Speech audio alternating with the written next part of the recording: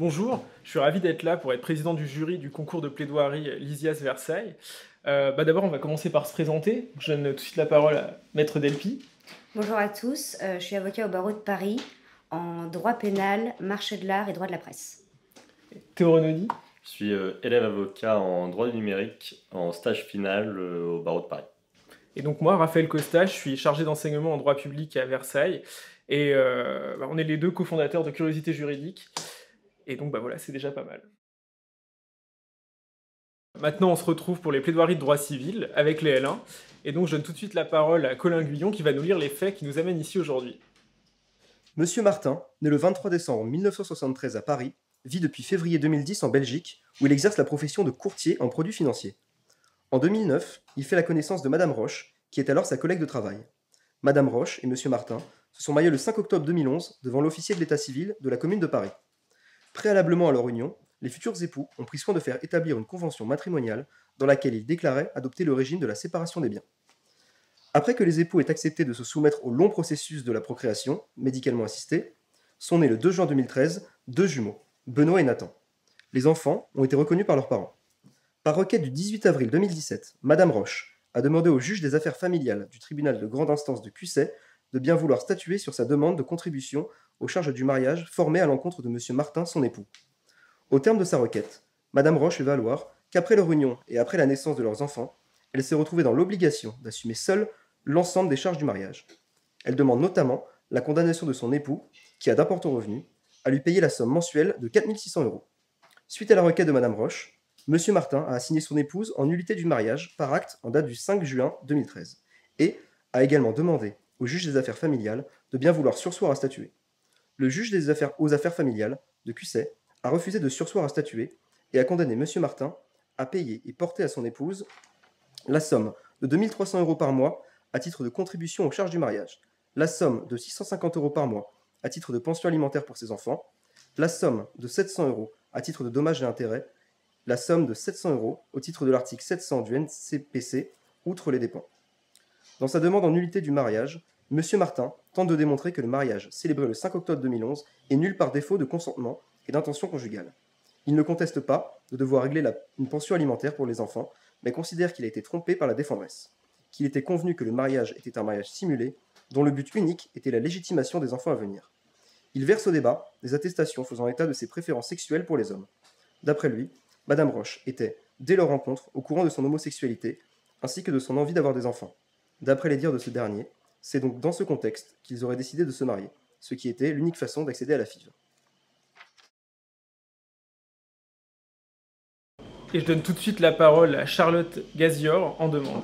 Une salle bondée, un gratin dauphinois fade, un champagne tiède, le défilé des danseurs médiocres, rendus courageux par les effluves d'un vin bon marché qu'on vous sert en pichet.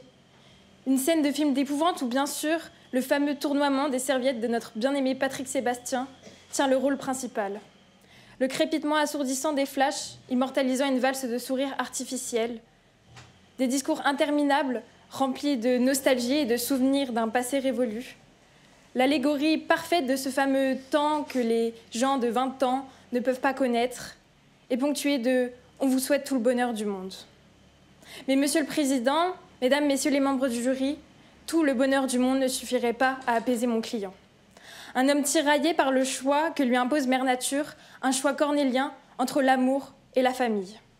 L'amour, ce n'est pas facile lorsque l'on n'est pas dans la norme, celle imposée par les magazines et les mauvaises séries B.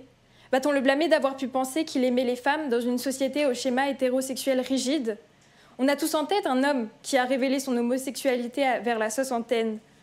On ne peut pas reprocher à un homme d'avoir ressenti au plus profond de lui la force d'un instinct paternel. Il a fait tout ce qui était en son pouvoir pour ses enfants, comme devrait le faire tout homme, comme devrait le faire chaque père. Son homosexualité ne lui permettait pas d'avoir des enfants, pour des raisons évidentes. Et Madame Roche était, elle, stérile. La formation de ce couple était donc poussée par l'envie commune d'avoir des enfants. Cette histoire, c'est simplement l'histoire d'un homme. Un homme qui est prêt à tout pour accéder au bonheur. Un bonheur commun pour beaucoup, mais un bonheur qui se refuse à lui.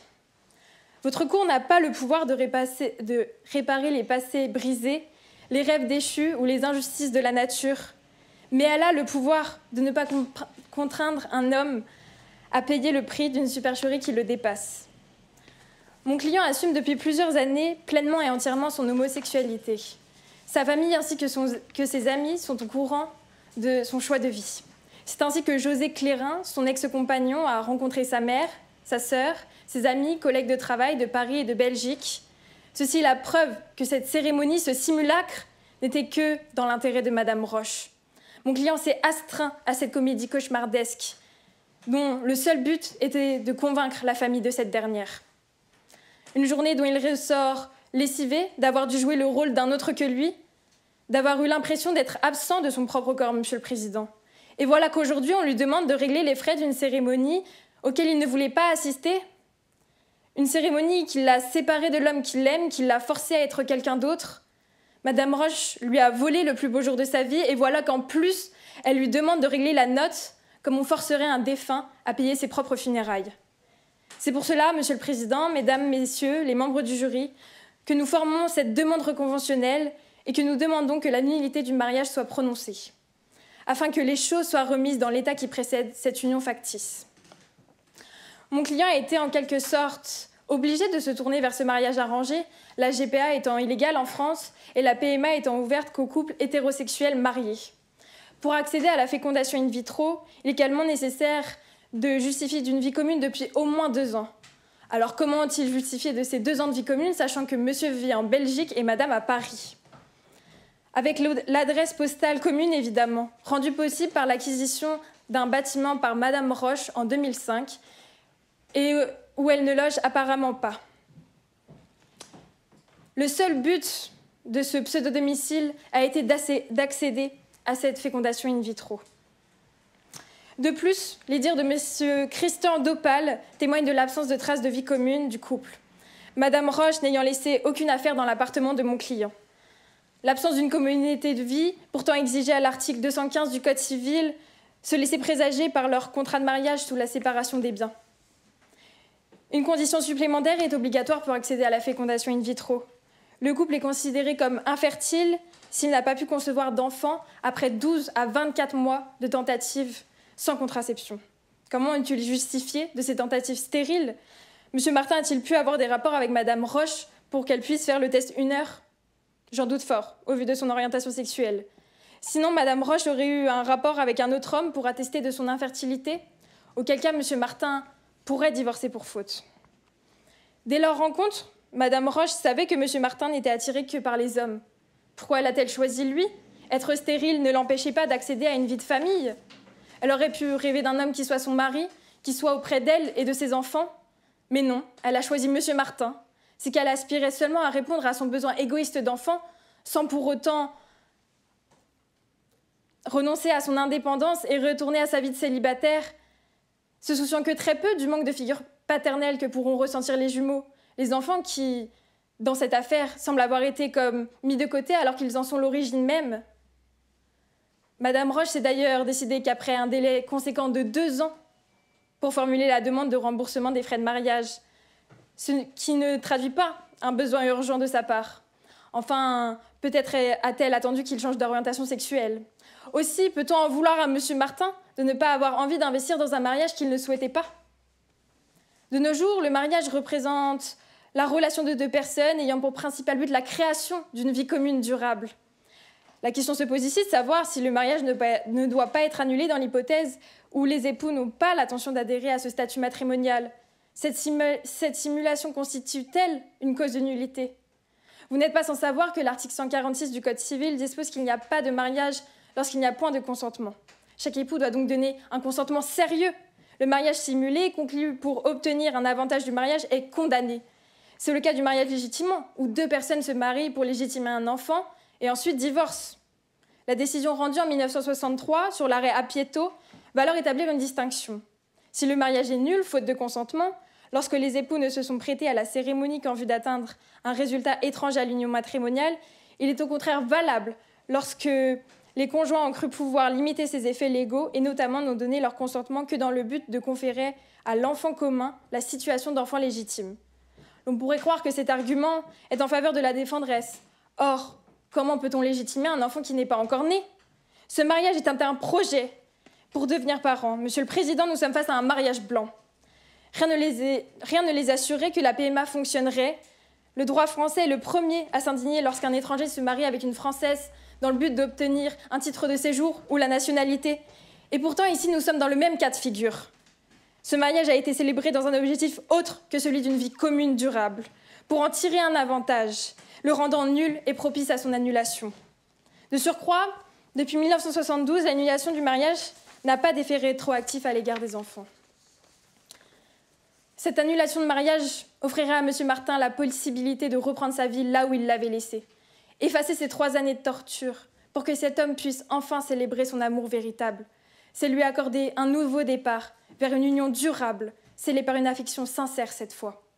C'est pour cela que mon client demande à la Cour de reconnaître la nullité du mariage, par extension l'exonérer des frais de mariage, ainsi que le règlement de la somme de 700 € par l'autre partie au titre de l'article 700 du Code civil des frais exposés et non compris dans les dépens, pour qu'enfin le plus beau jour de sa vie lui soit restitué. Merci beaucoup. Je donne tout de suite la parole à Noé Boypa en défense. Toutes les familles heureuses le sont de la même manière. Mais toutes les familles malheureuses le sont chacune à leur façon. Monsieur le Président, éminent membre de ce tribunal, notre cas d'espèce n'est pas une histoire d'amour, mais bien une histoire de déchirement familial. Madame Roche et Monsieur Martin se rencontrent dans le cadre de leur travail. Un désir les attire, une passion commune les anime, un intérêt les rassemble, mais ne vous méprenez pas. Ce désir n'est pas de l'amour, c'est bien celui de fonder une famille. Alors, s'il fallait résumer cette affaire, il apparaîtrait rapidement que Madame Roche mit au monde ses 2 petits chérubins, alors que le mot passant disait que cet homme était un bel ami. Elle a quand même passé avec Monsieur Martin ce beau marché. Ils ont prononcé « oui, je le veux ». Les mots lièrent les 2 individus, la légitimité des enfants trouvant leur racine dans le mariage. Face à lui, seule, Madame Roche se retrouve maintenant bien mal armée. Dans le visage de ses 2 enfants, elle devra aimer Césaire d'un homme qu'elle déteste. Alors, pour dissiper tout malentendu, il est loisible à monsieur de demander le divorce. Mais les mots ont un sens, et la nullité est tout autre chose. Le divorce est la dissolution du mariage. La nullité, l'annulation. La nullité annule les effets du mariage et de manière rétroactive. La nullité nie le mariage comme si celui-ci n'était qu'un détail de l'histoire, comme si celui-ci n'avait jamais existé, mais on ne change pas l'histoire parce qu'elle ne nous convient plus. Le prix de la vérité n'est pas d'une centaine d'euros. Alors, si monsieur demande la nullité, c'est bien une question d'argent. C'est une question d'argent, car monsieur Martin n'a jamais eu de problème avec ce mariage, jusqu'au moment où il a dû payer. Cette demande en nullité est faite en réaction au souhait d'argent de la part de sa femme, argent utile, je le rappelle, également pour éduquer ses enfants, et pas que pour célébrer leur mariage. Si la nullité du mariage ne peut être accueillie, c'est parce que tout d'abord, le consentement n'a pas été vicié, mais également car le manque d'intention conjugale ne suffit pas à l'obtention de nullité de mariage. En l'espèce, le mariage est valide. Le problème soulevé se fonde à l'article 146 du Code civil. Il n'y a pas de mariage lorsqu'il n'y a point de consentement. Le consentement doit être libre et éclairé. Le mariage est déclaré comme nul en effet s'il y a un vice de consentement. Mais en l'espèce, il n'y a ni dol, ni violence, ni erreur. Monsieur Martin n'a subi aucune pression et avait toutes les informations sur les effets du mariage. Il n'y a aucun vice de consentement. Il n'y a aucun vice de consentement, Madame Roche n'a pas abusé de Monsieur Martin. L'objectif commun était d'avoir des enfants et de les légitimer, et sur ce point, les époux étaient d'accord. Monsieur Martin, lui aussi, désirait avoir des enfants. On atteste le témoignage de son ami, Monsieur Depal, qui affirme, je cite, « Il est évident qu'ils ont tous les 2 répondu à un désir d'enfant. » Le consentement n'est pas vicié, le fait d'avoir des enfants est l'objectif même de ce mariage. Alors, On accuse Madame Roche de trahison et de manipulation. On accuse Madame Roche d'être une traîtresse et manipulatrice, une veuve noire, mais pesez vos mots. Vous l'accusez d'être une traîtresse, au même titre que Judas avec Jésus, que Brutus avec César et que Clyménestre avec Agamemnon.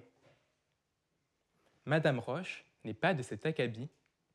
Madame Roche n'a pas un cœur de pierre. Notre cas d'espèce avait tout pour être un conte de fées. Mais les rêves sont souvent brisés, la fatalité s'est invitée, et maintenant, le conte s'est transformé en drame. Alors, Madame vous a parlé du principe que le mariage est nul dès lors que les parties ont souhaité atteindre un résultat étranger à l'union matrimoniale. Cela s'appelle le défaut d'intention matrimoniale, et sur ce point, vous avez tout à fait raison, mais ce n'est pas le cas d'espèce. Les mots ont un sens, l'intention matrimoniale est quelque chose de spécifique. Et l'explication se trouve dans la jurisprudence de la Cour de cassation, vous avez raison, la jurisprudence d'Apieto. Cette jurisprudence, aussi ancienne que rigoureuse, résout parfaitement notre cas d'espèce. Pareillement, une action en nullité du mariage a été introduite par le père de l'enfant. Pareillement, cette union n'avait d'autre but que de conférer à cet enfant la filiation légitime tirée du mariage. Et pareillement, la Cour de cassation a débouté la demande en nullité du mariage. Le principe dégagé de cette jurisprudence est que la légitimation d'un enfant est un motif suffisant de mariage. Pour prononcer la nullité, pour faute d'intention matrimoniale, la jurisprudence s'attache à la distinction des effets primaires du mariage et des effets secondaires. Les effets primaires sont les effets qui ne peuvent être obtenus que par le mariage. Et dans notre cas, c'est la filiation. Les effets secondaires sont les effets qui peuvent être obtenus différemment que par le mariage. Vous l'avez rappelé, la nationalité, les avantages fiscaux, les avantages patrimoniaux. Donc, pour déterminer si un mariage est fictif, il convient de se demander si les époux cherchaient exclusivement les effets secondaires. Or, dans notre cas d'espèce, c'est les effets primaires qui étaient recherchés. Si c'était l'inverse, la nullité aurait été prononcée. C'est ce que dit un arrêt de la Cour d'appel de Paris le 11 juin 1974. Alors, Monsieur le Président, très cher membre du tribunal, en l'espèce, l'objectif recherché était d'avoir des enfants, un objectif primaire. Un objectif atteint après un dur labeur et une opiniâtreté fanatique et dévouée.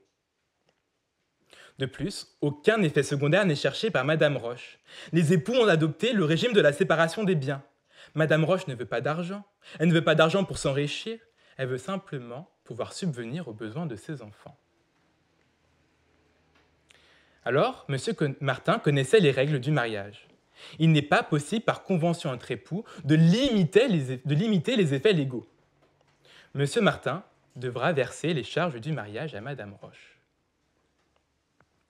Et cela, le juge des affaires familiales de Cussel a bien compris. Si le juge a décidé de ne pas surseoir à statuer, c'est parce que la demande n'est pas fondée, le consentement n'est pas vicié et l'intention conjugale y était. Alors, en dépit de tout ça, si le juge avait statué favorablement, cela serait une curiosité juridique, une anomalie du droit. La nullité de mariage ne peut pas être acceptée.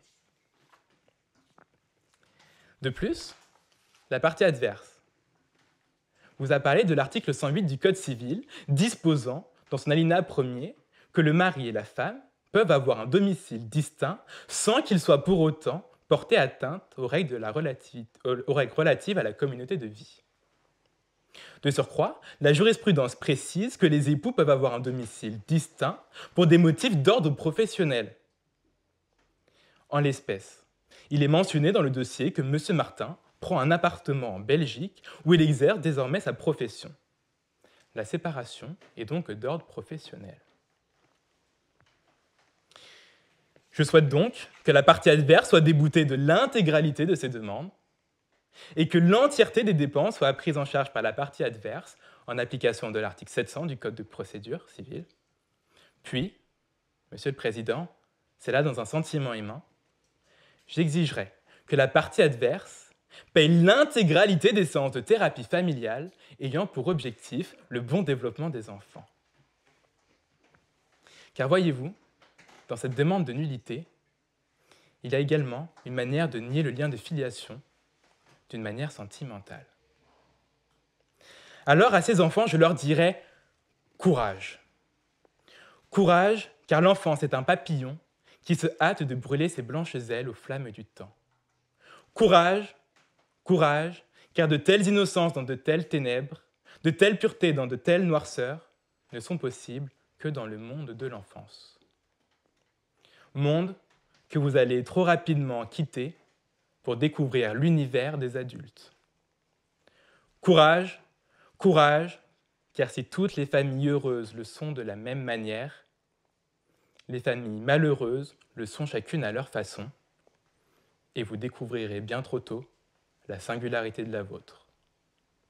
Alors, merci. Charlotte, est-ce que vous souhaitez prendre 2 minutes pour répondre? Oui. Alors, allez-y, on vous écoute.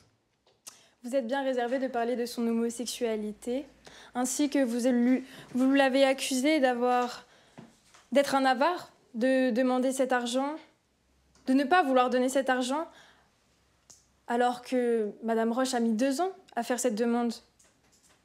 De plus, vous avez parlé de l'arrêt à Pietto. L'arrêt à Pietto qui a 50 ans, l'arrêt à Pietto qui est là pour légitimer un enfant né, et maintenant il n'y a plus de distinction entre l'enfant légitime et l'enfant issu d'un adultère depuis l'arrêt Mazurek. Je sais pas quoi dire. Écoutez, c'est pas grave, merci, déjà, c'est bien. Noé, est-ce que vous souhaitez répondre? Je vais prendre mon droit de supplique, oui. Ok. Allez-y, on vous écoute. Tout d'abord, j'aimerais préciser que ce n'est pas un enfant, mais bien 2 enfants. De plus, son homosexualité, je pense, n'a rien à faire dans cette histoire. Les 2 étaient au courant, les 2 étaient consentants, les 2 ont dit « oui, je le veux », alors le mariage est valide.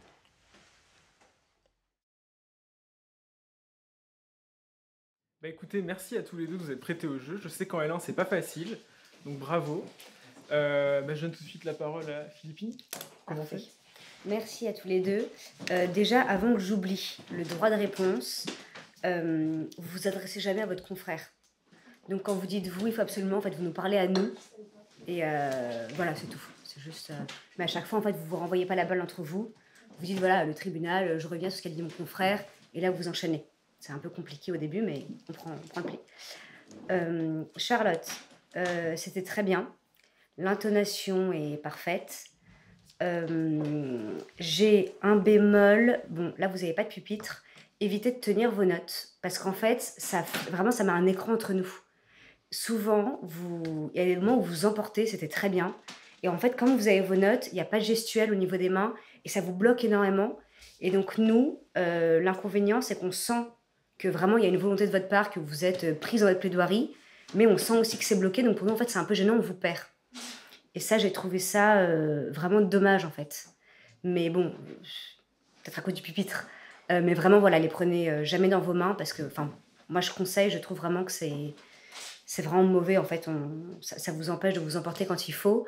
Alors qu'au début, vous étiez, je trouvais, assez timide. Et en fait, à un moment, je pense que vous auriez pu sortir de cette posture-là. Ensuite, juste je reviens juridiquement, j'ai quelques réflexions, c'est pas énorme. Hein.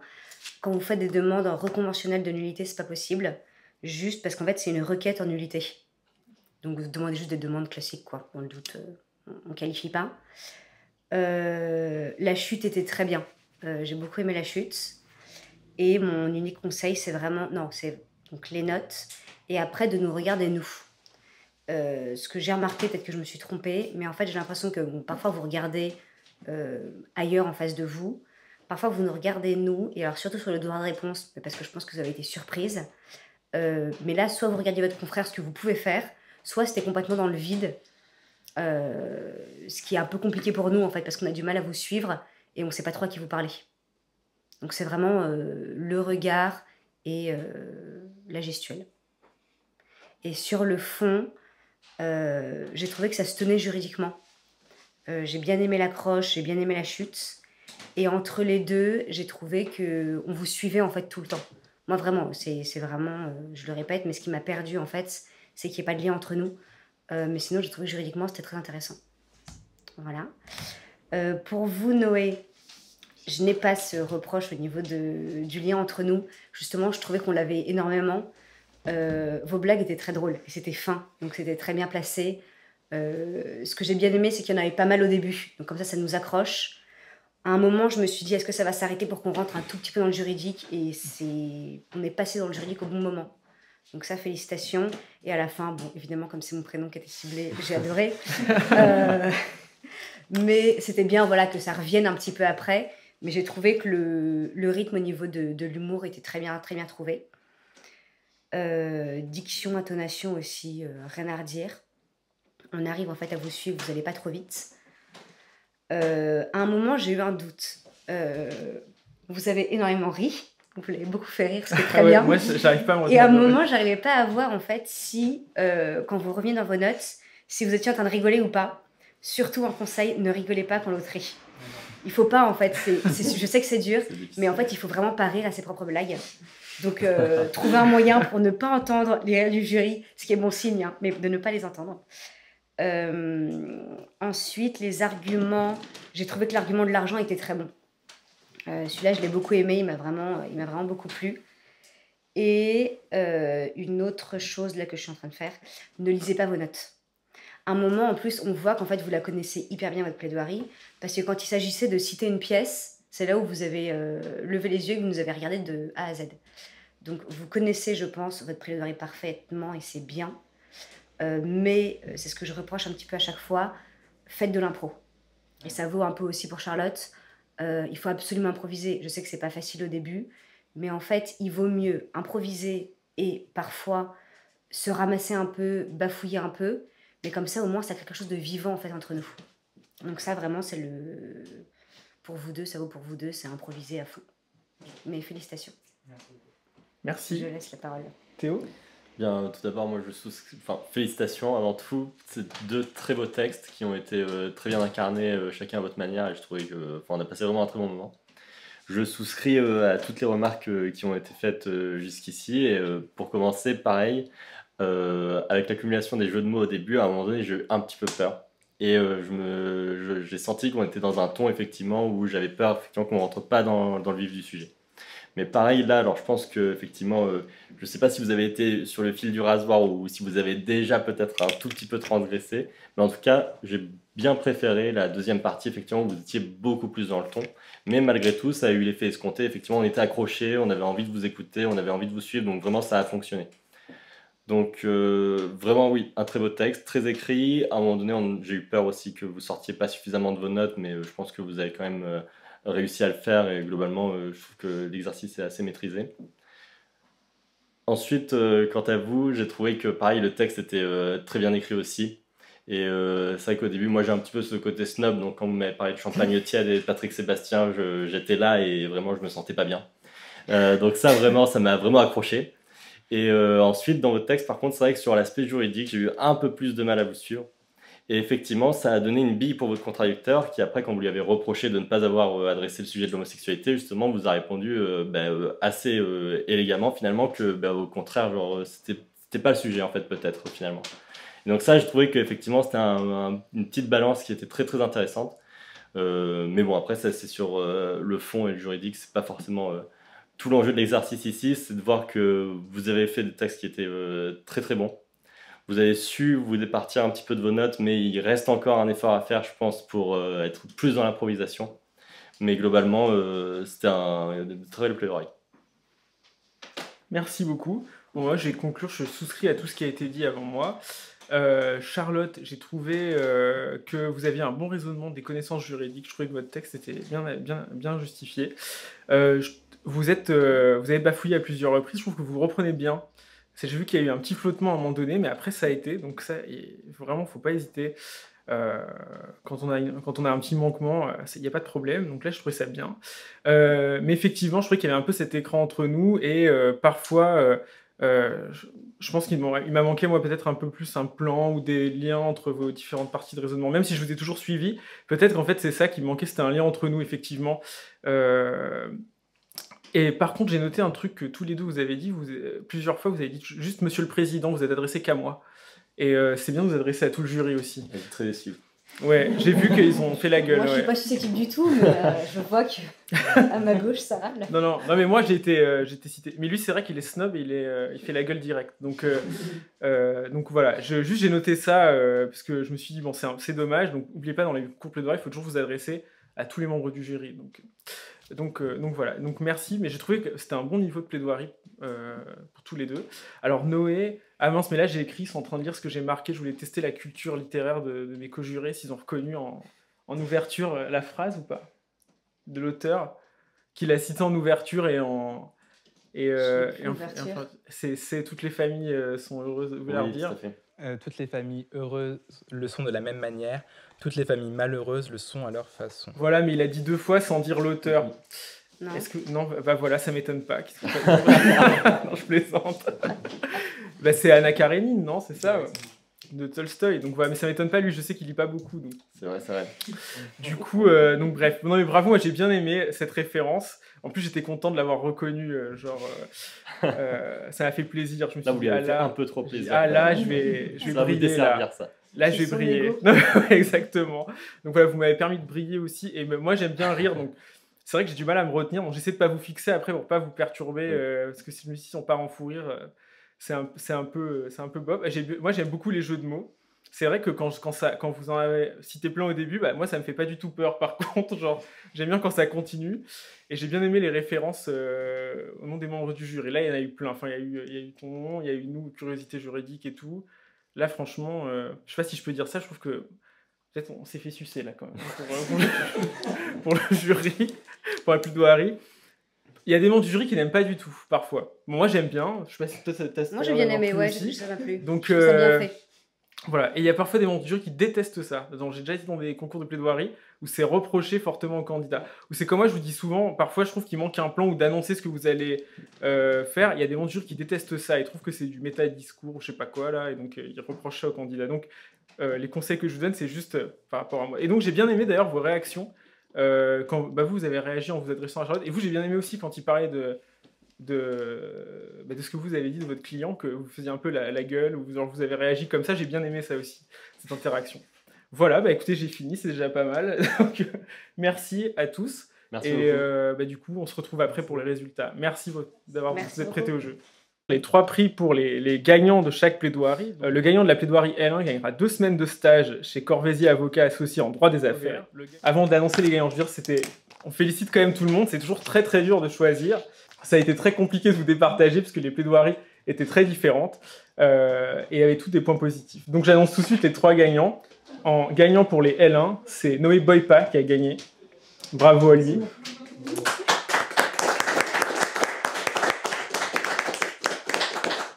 Bravo à tous, on vous félicite bien entendu les gagnants et même ceux qui n'ont pas gagné, c'était bien déjà d'arriver en finale, on vous félicite pour le niveau. Et bravo à tous pour le niveau de vos plaidoiries. Merci encore à Juriste Tribune et on rend l'antenne je pense, non? Merci. Merci beaucoup.